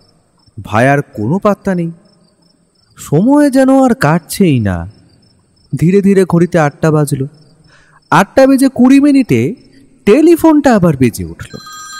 আমি উঠে গিয়ে রিসিভারটা তুলে নিতেই যে গলা স্বরটা শুনলাম তা আমার অতি পরিচিত। লাইনে এবার ভায়া। আমি ওকে বললাম, এই তুমি কোথায় হে, বাড়ি ফিরবে কখন? দারোগা গোবিন্দবাবু আর তোমার ইনফর্মার প্রদীপ ফোন করেছিল। এই বলে আমি ওকে সবটা সবিস্তারে বললাম, কোনো কথাই বাদ দিলাম না। সব কথা খুব মনোযোগ দিয়ে শুনে ভায়া বলল, বাহ, খুব ভালো খবর শোনালে অজিত। আচ্ছা, এবার আমার কথা শোনো। কেসের সমাধান প্রায় হয়ে গিয়েছে, এখন শুধু চাই কিছু পোক্ত প্রমাণ। সেই প্রমাণ সংগ্রহের কাজেই এবার কিন্তু নামতে হবে। সে না হয় বুঝলাম, তা এবার আমায় কি করতে বলছো তুমি? আমি বাইরে খাওয়া দাওয়া সেরে নিচ্ছি, তুমিও তারকের দোকানে গিয়ে রাতের খাওয়াটা সেরে নাও। খাওয়া সেরে তারকের দোকানের সামনে দাঁড়িয়ে থেকো। ঠিক রাত 10টায় একটা কালো ট্যাক্সি তারকের দোকানে উপস্থিত হবে। ওই ট্যাক্সির ড্রাইভার তোমাকে বলবে কালো চুল, প্রত্যুত্তরে তুমি তাকে বলবে লাল শাড়ি। এরপর সে তোমায় গাড়িতে তুলে আমার কাছে নিয়ে আসবে। বুঝতে পেরেছো? হ্যাঁ, মানে কিন্তু কেন হঠাৎ এমন ব্যবস্থা? অপরাধী সাবধান হয়ে গেছে অজিত, তাই আমাদেরকেও 10 গুণ সাবধানতা নিয়ে চলতে হবে। আচ্ছা, সাবধানতার কথা মনে পড়লো, আমার রিভলভারটা কোথায় জানো তো? হ্যাঁ জানি, কিন্তু আমরা যাব কোথায়? বেশি প্রশ্ন করো না অজিত, রিভলভারটা নিয়ে নেবে সঙ্গে মনে করে। আর যা কিছু বললাম সবটা মাথায় রেখো। কিছু আগুন সত্য লুকোতে নয়, প্রকাশ করতে চলে। যাকে, আমি ফোন রাখছি, শীঘ্রই দেখা হচ্ছে বন্ধু। ভাইয়ার শেষের কথাগুলো আমার মনে কেমন একটা শঙ্কার জন্ম দিল। তবুও মনকে শক্ত করে বাড়ি থেকে সব গুছিয়ে নিয়ে বেরোলাম ওই 9টা 15 নাগাদ। তারকের দোকানে রুটি মাংস খেয়ে সেখানেই অপেক্ষা করতে লাগলাম 1 কাপ লিকার চা নিয়ে। কাঁটায় কাঁটায় 10টা 5। একটা কালো ট্যাক্সি দোকানের সামনে এসে দাঁড়ালো। ড্রাইভার নেমে এলো গাড়ি থেকে। লোকটা কে আমি চিনি না। দোকানের সামনে আমাকে অবাক হয়ে দাঁড়িয়ে থাকতে দেখে আমাকে উদ্দেশ্য করে সে বলে উঠল, কালো চুল। সঙ্গে সঙ্গে ভায়ার বলা কথাগুলো মনে পড়ল, তাই বললাম লাল শাড়ি। আসুন অজিত বাবু, গাড়িতে এসে বসুন। ব্যোমকেশ বাবুর নির্দেশ অনুসারে আপনাকে ওনার কাছে নিয়ে যাচ্ছি। ততক্ষণে আমার অবাক ভাবটা কেটে গেছে, তাই বললাম আচ্ছা তা বেশ, কিন্তু ভায়া আছে কোথায়? তা আছেন এখানে, উনি ঠিকই আছেন। আপনাকে অত চিন্তা করতে হবে না দাদা, একটু পরেই তো দেখা হবে। বুঝলাম ভায়ার নির্দেশ, তাই ও আমাকে বলবে না ভায়া এখন কোথায়। অন্ধকার রাস্তা দিয়ে ছুটে চললো আমাদের গাড়ি। প্রায় আধ ঘন্টা পরে একটা বাস স্ট্যান্ডের সামনে ট্যাক্সিটা থামল। ড্রাইভার বলল গাড়ি থেকে নেমে দাঁড়াতে। আমি তার কথা মতো নেমে দাঁড়ালাম। সে নিজেও নাম, তারপর বলল আসুন আমার পিছে পিছে। আমি বুঝতে পারছিলাম না যে কি হচ্ছে এখানে, আমরা কোথায়। ভায়াই বা এত রাতে এরকম জায়গায় করছেটা কি? ওর মতলব যে কি কিছুই বুঝতে পারছি না। রাতের বেলা এরকম শুনশান জায়গায় কখন কি বিপদ নেমে আসবে তার তো কোনো ঠিক নেই। মনে মনে বেশ রাগ হলো ওর উপর। প্রায় মিনিট 10 হাঁটার পরে আমরা একটা ফাঁকা জায়গায় পৌঁছালাম। একটা বড় আর সুদীর্ঘ পাঁচিল চোখে পড়ল, কোনো একটা ঘেরা জায়গা। এটা কোথায় এসে পড়লাম রে বাবা? এইসবই ভাবছি, এমন সময় একটা ডাক শুনতে পেলাম। চাপা গলায় কে যেন ডাকলো, অজিত, এই অজিত, ডান দিকে দেখো। এতক্ষণে বুঝতে পেরেছি ভায়া ডাকছে। মুহূর্তে ডান দিকে ফিরলাম, দেখলাম একটা গাছের কাণ্ডকে ধরে দাঁড়িয়ে আছে ও। আমি আর সেই ড্রাইভার ওখানে গেলাম। ভায়া ড্রাইভারটাকে উদ্দেশ্য করে বলল, দুঃখিরাম, এবার তুমি যাও, গাড়িতেই অপেক্ষা করো, আমাদের কাজ মিটলে আমরা ওখানেই সাক্ষাৎ করব। এই শুনে ড্রাইভার লোকটি চলে গেল। এবার আমি উত্তেজিতভাবে ওকে বললাম, কোথায় আমরা, আর কেনই বা এসেছি এখানে? তোমাকে এতটা বিব্রত করার জন্য প্রথমেই ক্ষমা প্রার্থী অজিত। তবে শোনো, আমরা এখন আছি হরিপদবাবুর কারখানার পিছন দিকে। এই যে পাঁচিল দেখছো, আর ওপারই কারখানা আর তার সংলগ্ন গোডাউনগুলো। আর একটু রাত বাড়ুক, তারপর আমরা প্রবেশ করব ভিতরে। ভিতরে যাবে কি করে? পাঁচিল টপকানো তো অসম্ভব। আর কি দেখতে বা তুমি যাবে ভেতরে? পাঁচিল টপকাতে হবে না হে ভাইয়া, একটা জায়গায় পাঁচিল বেশ খানিকটা ভাঙা, ওখান দিয়ে দুজনে সহজেই পার হয়ে ভেতরে ঢুকে যেতে পারবো। সে না হয় হলো, কিন্তু কি করবে ভেতরে গিয়ে? অনেকগুলো জিনিসই তো দেখার আছে, কিন্তু রাতের বেলা যে কতটা কি করতে পারবো তা জানি না। তাহলে এই অসময়ে এই ভুতুরে জায়গায় এসে লাভটা কি হলো তা বলবে আমায়? লাভ আছে অজিত, লাভ আছে। আমার মন বলছে আজকে, হ্যাঁ আজকে, এই রাত্রেই এখানে কিছু একটা ঘটবে যেটা অভিপ্রেত নয়। এই বলে ভায়া থামল। আমিও আর কিছু জিজ্ঞেস করলাম না। রাত বাড়তে থাকলো। বেশ কয়েকটা সিগারেটের ধোঁয়া উড়িয়ে ভায়া হঠাৎ বলে উঠল, চলো এবার এগোনো যাক। আমরা দুজন হাঁটতে শুরু করলাম, ভায়া আগে, আমি তার পিছনে। মিনিট খানেকের মধ্যেই আমরা সেই উদ্দিষ্ট ভাঙা পাঁচিলের জায়গাটায় পৌঁছালাম। সেখান দিয়ে ভেতরে প্রবেশ করার পরে দেখলাম ঘুটঘুটে অন্ধকার। ভায়া আমাকে উদ্দেশ্য করে বলে উঠল, সাবধানে এসো অজিত, আমাকে অনুসরণ করো। আমি বাধ্য ছেলের মতো তাকে অনুসরণ করতে লাগলাম। ইতিমধ্যে ভায়া আমার থেকে নিজের রিভলভারটা নিয়ে নিয়েছে। কিছুটা এগিয়ে আমরা একটা গাছের আড়ালে আশ্রয় নিলাম। এরপর যেন শুরু হলো এক অন্তহীন অপেক্ষা। দুজনেই চুপ। আস্তে আস্তে আমার চোখ যেন বন্ধ হয়ে আসছিল ঘুমে। এমন সময় শোনা গেল একটা পায়ের শব্দ, কেউ একটা আসছে। আমি সজাগ হয়ে উঠলাম। ও তো দেখলাম তুই। কিছু সময়ের মধ্যেই দেখলাম একটা লোক। সে ধীরে ধীরে অতি সন্তর্পণে এগোচ্ছে একটা নির্দিষ্ট গোডাউনের দিকে। কে লোক?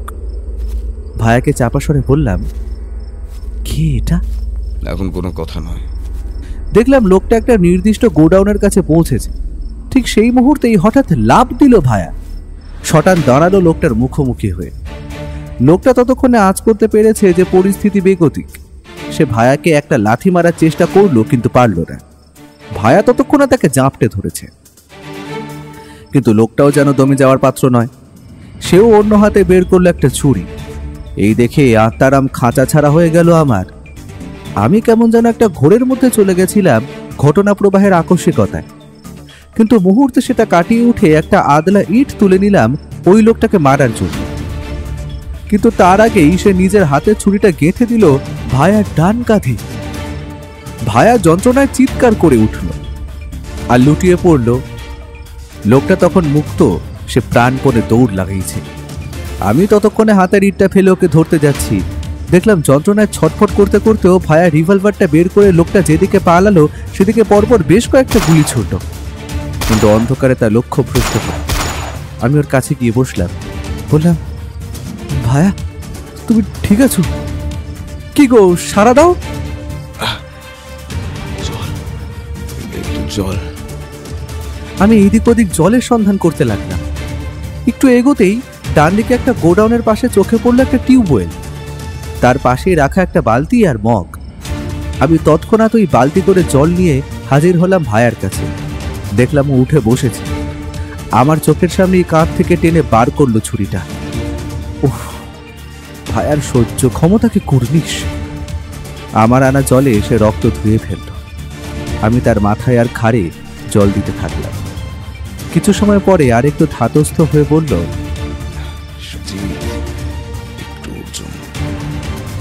চলে গেল, যাবে আর কোথায়, ধরা সে পড়বেই। শান্ত হও, শান্ত হও, চলো আগে গাড়ির কাছে চলো। এই বলে আমি ওকে ধরে ধরে গাড়ির কাছে নিয়ে যেতে লাগলাম। তখনও গড়াতে থাকা রক্তে ভিজে যাচ্ছে তার পোশাক, তবুও ভায়ার যেন সেই নিয়ে কোনো মাথা ব্যথাই নেই। ট্যাক্সির কাছে পৌঁছতেই ভাইয়ের অবস্থা দেখে অবাক হলো ট্যাক্সি ড্রাইভারও। সে বলল, কি হলো ব্যোমকেশ দা? রক্ত, জামা কাপড় ভিজে লাল, চলুন চলুন হাসপাতালের পথ ধরি। আমি এই প্রস্তাবে সম্মতি জানাতে যাব এমন সময় ভায়া বলল, না, বাড়ি নিয়ে চলো দুঃখীরাম। এই শুনে আমি যার পর নাই অবাক হলাম। বলে কি ছেলেটা, এত বড় ক্ষত তাও হাসপাতালে যাবে না? আমি উৎকণ্ঠা ভরা স্বরে বললাম, তুমি কি করতে চাইছো? এখন গাড়িতে উঠে বসো অজিত, হাসপাতালে যাওয়ার মতো সময় এখন আমাদের হাতে নেই। ফিরতি পথেই বিনোদ ডাক্তারের বাড়ি আর লাগোয়া চেম্বার, সেখানেই ঠিক কিছু একটা ব্যবস্থা হয়ে যাবে। এর উপর আমি আর কিছু বলতে পারলাম না। গাড়িতে উঠে বসলাম। গাড়ি ছুটতে শুরু করলো। মাঝপথে ভায়ার মুখ থেকে আর একটাও কথা বের হলো না। প্রায় 25 মিনিট পরে গাড়ি থামলো বিনোদ ডাক্তারের বাড়ির সামনে। বার দুয়েক ডাকাডাকি করতেই ডাক্তার দরজা খুললেন। ভায়ার অবস্থা দেখে তিনিও হতবাক। কিছু জিজ্ঞেস করার আগেই তিনি চিকিৎসার কাজটা শুরু করলেন।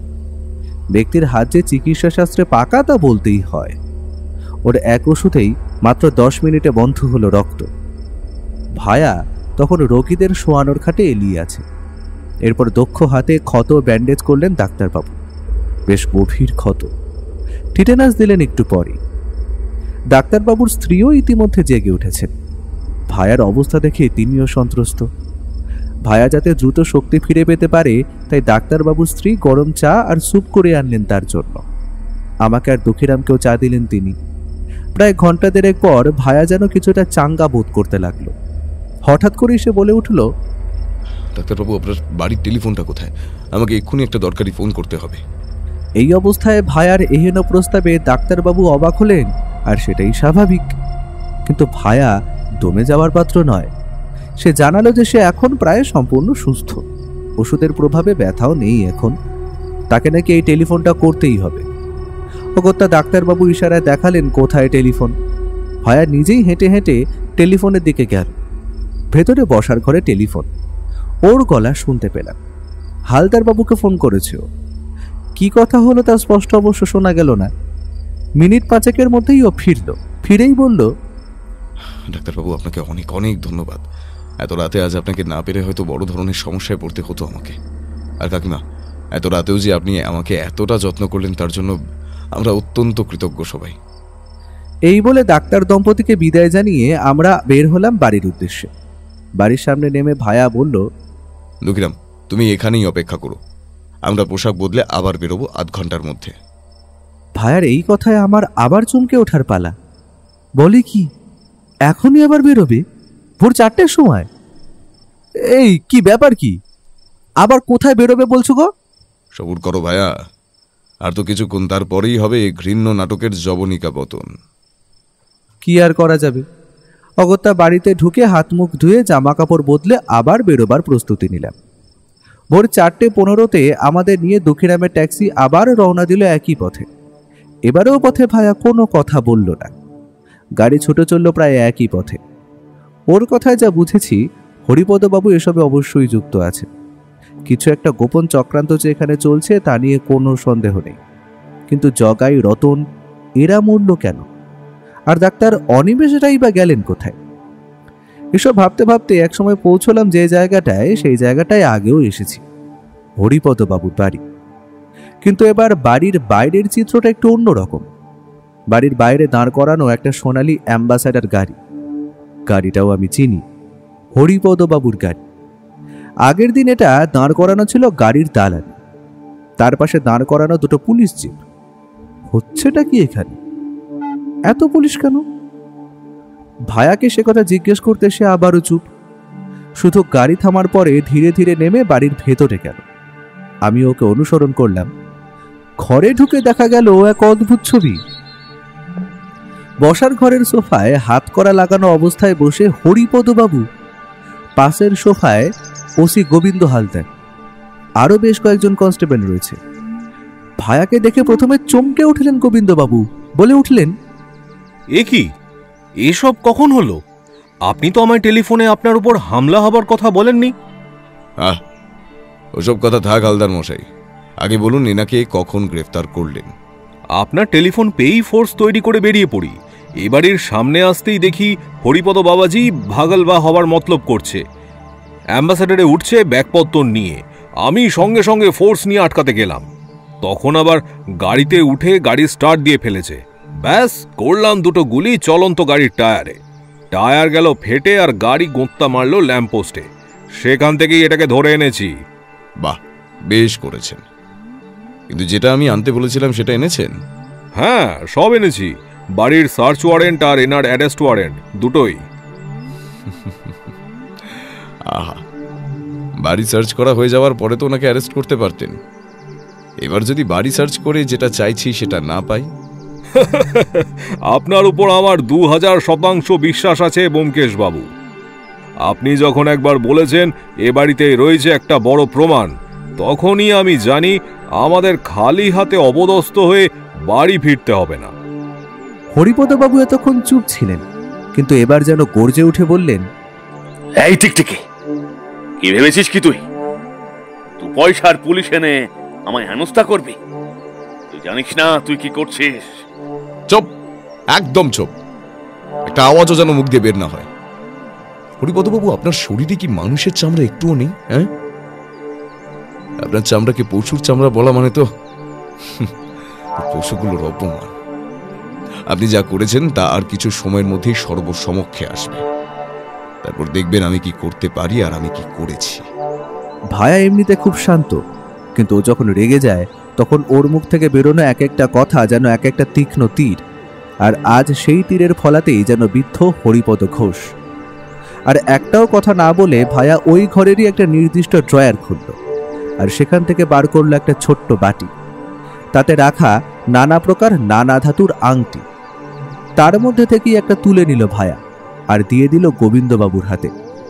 দেখলাম সোনার আংটিতে বড় বড় অক্ষরে লেখা AR। ভায়া বলল, এই নিন ওসি, আপনার সবচেয়ে বড় প্রমাণ, ডাক্তার অনিমেষ রায়ের আংটি। গ্রেফতার করে নিয়ে যাওয়া হলো হরিপদবাবুকে। ওসি গোবিন্দ হালদারকে ভায়া বলল, আজ বিকেলে আপনার থানার বৈঠকখানায় সবাইকে ডেকে পাঠানোর কথাটা মনে আছে তো মশাই? হ্যাঁ ব্যোমকেশ বাবু, সব মনে আছে।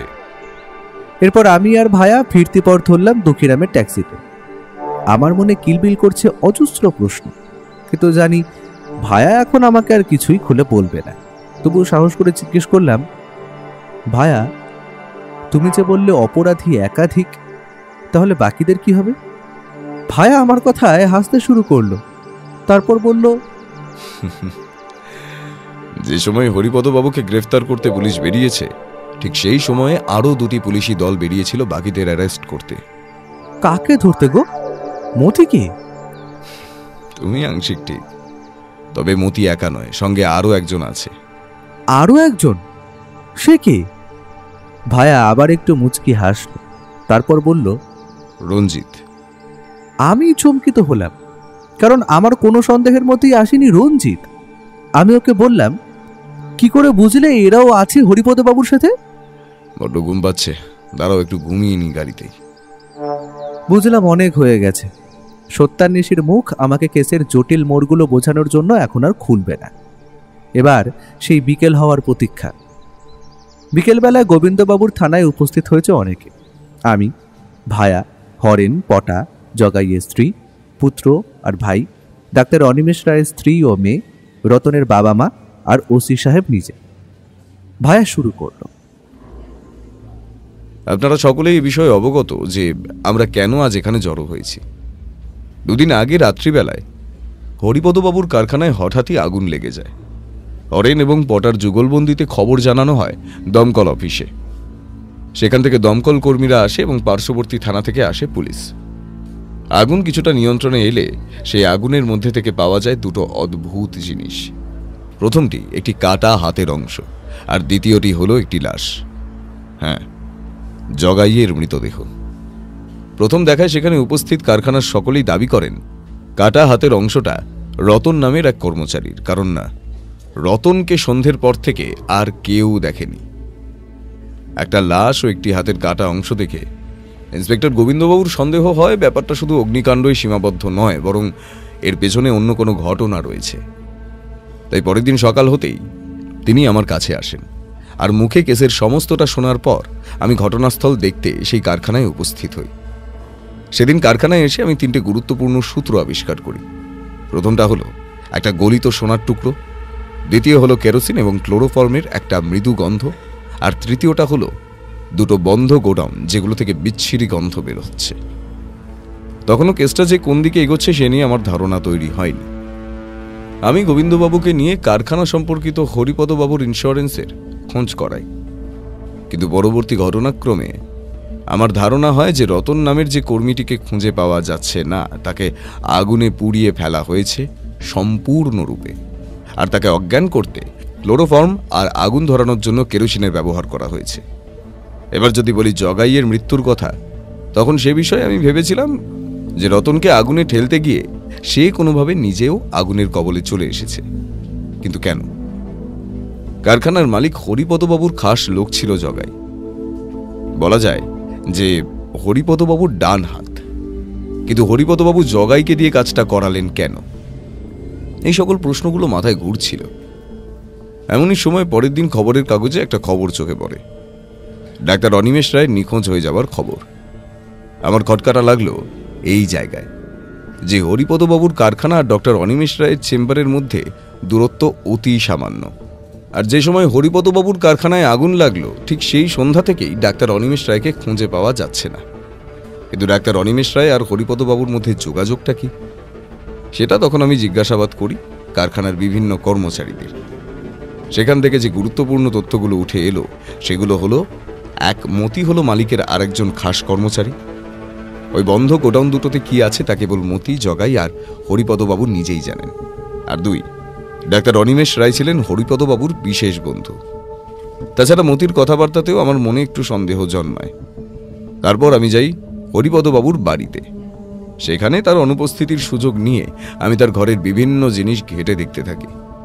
তখনই একটা ড্রয়ারে দেখতে পাই রাখা আছে একাধিক ধাতুর আংটি। তার মধ্যে একটা আংটি আমার নজর কাড়ল। আংটিটাতে ইংরেজি হরফের বড় অক্ষরে লেখা AR। এই সময় আমি স্পষ্টই হরিপদবাবু ও ডাক্তার অনিমেষ রায়ের মধ্যে যোগাযোগটা বুঝতে পারি, কিন্তু যোগাযোগটা যে ঠিক কিসের জন্য তা বোধগম্য হচ্ছিল না। এর ঠিক পরেই হরিপদবাবুকে জিজ্ঞাসাবাদ করার সময় আমি আরেকটা বিষয় অবগত হই। আসলে আমি হরিপদবাবুকে যা জিজ্ঞেস করছিলাম উনি উত্তর দিচ্ছিলেন তার থেকে কিছুটা বেশি, আর সেই জন্যই হয়তো ডাক্তার অনিমেষ রায়ের বিষয়ে তার সঙ্গে কথা বলার সময় যখন তাকে জিজ্ঞাসা করি যে রাত্রে আগুন লাগলো সেই সন্ধ্যায় ডাক্তার অনিমেষ রায় হরিপদবাবুর কারখানা থেকে কখন বিদায় নিয়েছিলেন, তখন তিনি আমায় জানালেন যে সেটা রাত্রি 9টা হবে, এবং বাড়তি হিসেবে এটাও বললেন যে ডাক্তারবাবুর মৃত্যু যে কখন কি করে হয়ে গেল তা তিনি কিছুই বুঝতে পারছেন না। কিন্তু প্রশ্ন হলো, ডাক্তারবাবু যে মারা গেছেন সেটা হরিপদবাবু জানলেন কি করে? এই সময়ে আমি দৃঢ় বিশ্বাসী হয়ে উঠি যে ডাক্তারের মৃত্যুর সঙ্গে হরিপদবাবুর নিশ্চয়ই কোনো যোগ রয়েছে। হরিপদবাবুর বাড়ি থেকে ফেরার পথেই আমার উপর ইট দিয়ে আক্রমণ করা হয় এবং সেই ইটের সঙ্গেই জড়ানো অবস্থায় পাই একটি হুমকির চিঠি। আমার ধারণা ছিল যে এই কাজটা হরিপদবাবু করিয়েছেন মতিকে দিয়ে। যদিও সেই চিঠিটাকে তোয়াক্কা না করে আমি রওনা দিই ডাক্তারের চেম্বার ও নার্সিংহোমে। নার্সিংহোম থেকে আমি পাই বেশ কিছু গুরুত্বপূর্ণ তথ্য। ডাক্তার অনিমেষ রায় বিভিন্ন জায়গা থেকে মানসিক রোগগ্রস্ত রোগীদের এনে তার মানসিক হাসপাতালে রাখতেন এবং চিকিৎসা করতেন। তিনি একজন ডাক্তার হলেও বিভিন্ন ক্ষেত্রে গবেষণায় তার বিশেষ অবদান রয়েছে।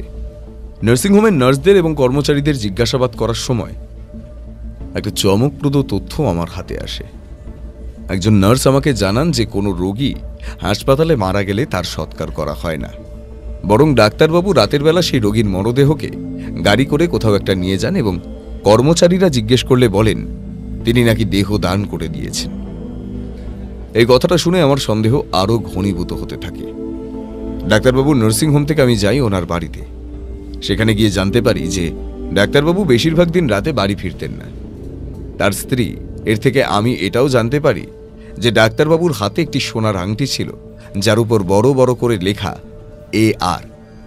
এটাও জানতে পারি যে ডাক্তারবাবুর একাধিক দাঁত ছিল সোনায় বাঁধানো।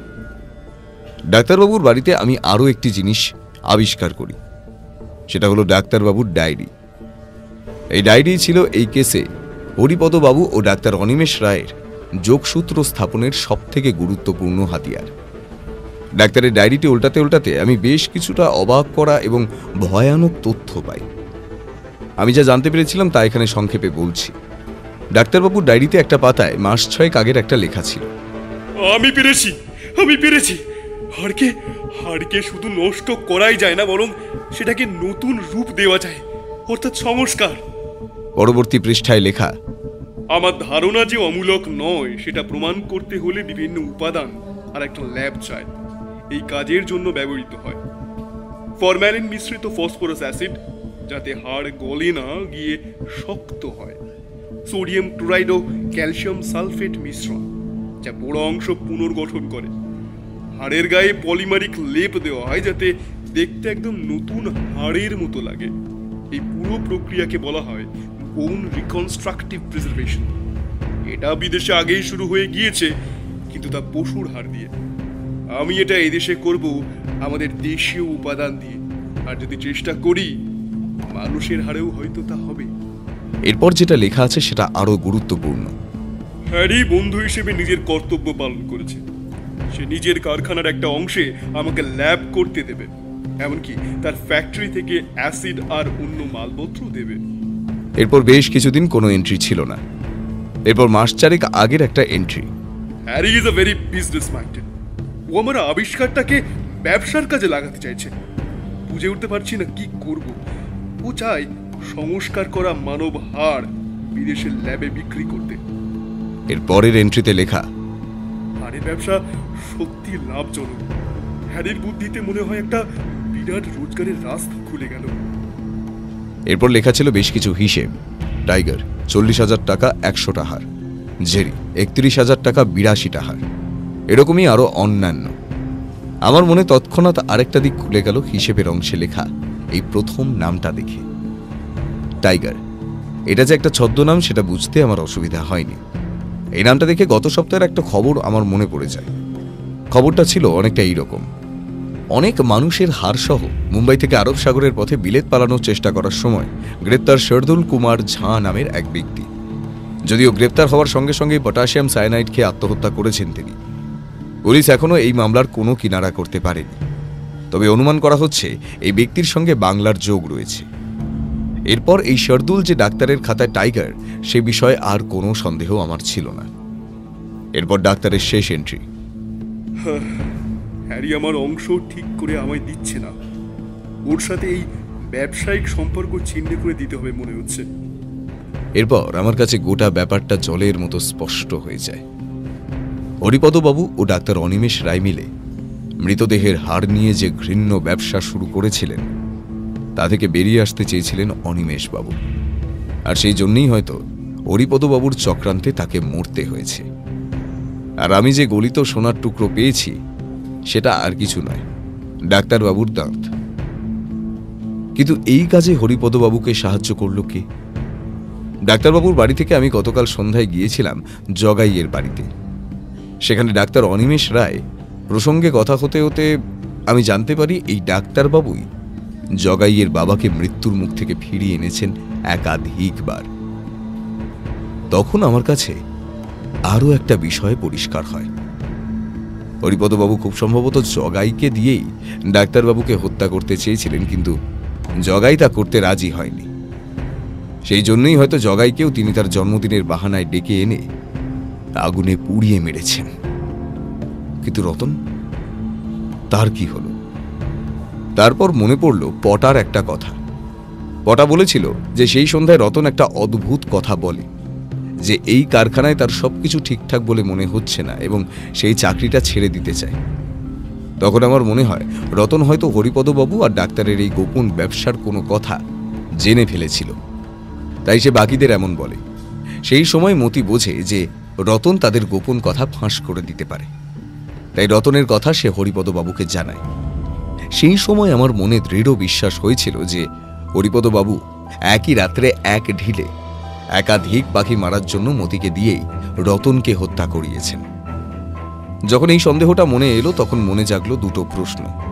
এক, রতনের দেহের বাকি অংশ গেল কোথায়, আর ডাক্তারের দেহেরই বা কি হলো? তারপর মনে হলো ডাক্তারবাবুর সেই অসাধারণ আবিষ্কারের কথা। হরিপদবাবু নিজেও ছিলেন কেমিস্ট্রিতে গোল্ড মেডেলিস্ট, তাই তার পক্ষে অনিমেষবাবুকে দেখে তার সেই পদ্ধতি আয়ত্ত করা এমন কিছু দুঃসাধ্য ছিল না। তাই তখন যে ভয়ঙ্কর সম্ভাবনার কথা মাথায় এলো তা অনেকটা এইরকম, যে ডাক্তারবাবু আর রতনকে একই রাতে হত্যা করা হয়। ডাক্তারবাবুকে হত্যা করা হয় আগে। সেই সময় হয়তো জগাই উপস্থিত ছিল না, বা থাকলেও মতি তাকে কোনো রকম বাধা তৈরি করতে দেয়নি। হরিপদবাবুকে আরো জেরা করলে সেটা স্পষ্ট হবে। এরপর হত্যা করা হয় রতনকে, কিন্তু এদের দেহ গেল কোথায়? এরপর হরিপদবাবু অগ্রসর হন এক নারকীয় পরিকল্পনার শেষ পর্যায়ে।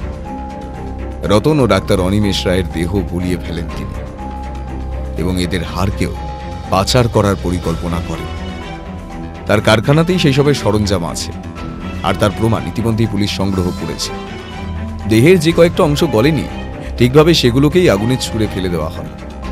হরিপদবাবুর লোভ এমন চরম রূপ নিয়েছিল যে তিনি ডাক্তারের দেহ গলানোর আগে তার সোনার আংটিটি খুলে নেন। এমনভাবেই পরিকল্পনা করে আগুন লাগানো হয় যাতে কারখানার একটা অংশ ক্ষতিগ্রস্ত হবে আর তার সঙ্গে পুড়িয়ে ফেলা যাবে সব প্রমাণ। অর্থাৎ ইন্স্যুরেন্সের অর্থ লাভ, শত্রুর বিনাশ সবই সম্পন্ন হলো। আগুন লাগানোর পরেই মতির সাহায্যে জগাইকে ক্লোরোফর্ম দিয়ে অজ্ঞান করা হয় আর ফেলে দেওয়া হয় ওই আগুনের ভেতর। এই থিওরি অবলম্বন করে আমার প্রতিটা প্রশ্নের উত্তর পেয়েছিলাম আমি। এই অবধি শুনে টুকরে কেঁদে ফেললেন ডাক্তার অনিমেষ রায়ের স্ত্রী ও কন্যা। জগাইয়ের স্ত্রীর চোখেও জল। আমিও অবাক, হতবাক, নির্বাক। মানুষের অর্থ লালসা কতটা বেশি হয়ে গেলে সে এই পর্যায়ে নেমে আসে। একটু থেমে ভায়া আবার বলল, ব্যাপার এখানেই সম্পূর্ণ শেষ নয়, আর একটু বাকি। দয়া করে আপনারা একটু শান্ত হন। একটা দীর্ঘশ্বাস ফেলে ভায়া আবার বলতে থাকলো, আমি দ্বিতীয় দিনেই কারখানা থেকে পুলিশ পাহারা তুলিয়ে দিয়ে ইচ্ছে করি, কারণ না আমার মনে হচ্ছিল কারখানায় গোপনীয় কিছু একটা আছে, তাই পাহারা তুলে দিলে ওখানে নিশ্চয়ই কিছু একটা ঘটবে। আর হলেও তাই। কালকে গভীর রাতে আমি আর অজিত লুকিয়ে ওই কারখানার সীমান্ত দিয়ে ভেতরে প্রবেশ করি, আর সেখানে দেখতে পাই একটা লোককে। তার শরীর কালো কাপড়ে ঢাকা, মুখ বোঝা যাচ্ছে না। সে এগিয়ে যাচ্ছে ওই বন্ধ গোডাউন দুটোর মধ্যে একটার দিকে। সেই সময় হয়তো আমি একটু হঠকারিতা করে ফেলি। আমি লোকটার উপর ঝাঁপিয়ে পড়তেই সে আমাকে ছুরি দিয়ে আঘাত করে। আমি প্রায় জ্ঞান হারাচ্ছিলাম, কিন্তু সে অবস্থাতেও আমি বুঝতে পারি লোকটা আর কেউ নয়, সে রঞ্জিত। হ্যাঁ, রঞ্জিত, যাকে আমরা কোনো সন্দেহতেই আনি। আমি তখন নিজের মনের কৌতূহল নিরসন করতে বলে উঠলাম, কিন্তু ভায়া, তুমি কি করে বুঝলে যে লোকটা রঞ্জিত? ভালো প্রশ্ন অজিত। আমি লোকটাকে যখন জাপটে ধরেছিলাম তখন তার ডান হাতে আমি 5টা আঙুল ব্যতীত আরেকটি ক্ষুদ্র অতিরিক্ত আঙুলের উপস্থিতি খেয়াল করি, আর সেটাই ছিল সবথেকে বড় প্রমাণ। কারণ আমি রঞ্জিতকে জেরা করার সময় দেখেছিলাম যে তার ডান হাতে 6টা আঙুল আছে, রঞ্জিত আর মতিকেও আজ সকালে গ্রেফতার করা হয়েছে। রঞ্জিত স্বীকার করেছে সব কথা। সে হরিপদবাবুর ব্যবসা আর ডাক্তারবাবুর সঙ্গে তার যোগাযোগ সবটাই জানত। মতিকে জেরা করে জানা গেছে যে সে ব্যবসার কথা কিছুই জানত না। সে কেবল জানত যে ওই দুটো বন্ধ গোডাউনে মাঝে মাঝে মানব দেহের অবশেষ পড়ে থাকে। মালিক তাকে জানিয়েছিল যে শ্মশান থেকে আতপোড়া মরদেহ এনে সার তৈরির কাজে সেগুলোকে ব্যবহার করা হয়। এমনকি তাকে দায়িত্ব দিয়েছিল যাতে আর কেউ এই বিষয়টা টের না পায়। সেই জন্যই তাকে মাইনের সঙ্গে কিছু উপরি টাকাও দিতেন হরিপদবাবু। অর্থাৎ অগ্নিকাণ্ডের সেই রাতের ঘটনার সঙ্গে জড়িত ছিল রঞ্জিত। মতি সে বিষয়ে অবগত ছিল না। আর সেই রাতে রতন আর ডাক্তারবাবুর হারগুলো ওই গোডাউন দুটোতে রাখা হয়। আর কাল রাতে রঞ্জিত সেগুলো সরিয়ে নিয়ে যেতে এসেই আমাদের খপ্পরে পড়ে। তারপরেই সে হরিপদবাবুর বাড়িতে যায় তাকে খবর দিতে। আর সেই খবর পেয়ে ভোরবেলা পালাতে গিয়ে পুলিশের হাতে ধরা পড়েন হরিপদ ঘোষ। আর এখানেই ইতি এই ভয়াবহ নোংরা নাটকের। এই পর্যন্ত বলে ভায়া থামল। সকলেই এখন নিশ্চুপ, সারা ঘর নিস্তব্ধ। ভায়া সকলের উদ্দেশ্যে নমস্কার জানিয়ে ঘর থেকে বেরিয়ে গেল। আমিও ওর সাথে বেরোলাম। আমরা কেউই কোনো কথা বলতে পারছি না। থানা থেকে বেরিয়ে কিছুটা হেঁটে গিয়ে একটা চায়ের দোকানে দাঁড়ালো ভায়া। একটা সিগারেট ধরিয়ে সে আমায় বলল, বুঝলে অজিত, ব্যবসা যখন মৃতদেহে হাত দেয় তখন মনে হয় মনুষ্যত্বটা যেন পশুত্বের থেকেও নিচে নেমে যাচ্ছে। আমি শুধু ওর কথাটা শুনলাম, প্রত্যুত্তরে আর কিছু বলতে পারলাম না। শুধু শরীর থেকে বেরিয়ে এলো একটা দীর্ঘশ্বাস। ভায়া বলে চলল, ডাক্তারবাবু তার নার্সিংহোমে মৃত রোগীদের হাড় নিয়ে ব্যবসা করতেন। তবে আমরা এখনো এটা জানি না যে তিনি ব্যবসার স্বার্থে রোগীদের মারতেন কিনা। ভগবান একদিন সবার হিসেব করেন অজিত, সবার হিসেব করেন। আমি ভারাক্রান্ত মন নিয়ে ভায়াকে একটাই প্রশ্ন করলাম, আচ্ছা, এই বিজ্ঞানী কি একদিন মানব সভ্যতার পতনের সবচেয়ে বড় কারণ হয়ে দাঁড়াবে? এই প্রশ্নটা যে আগুনের থেকেও ভয়ঙ্কর ভায়া।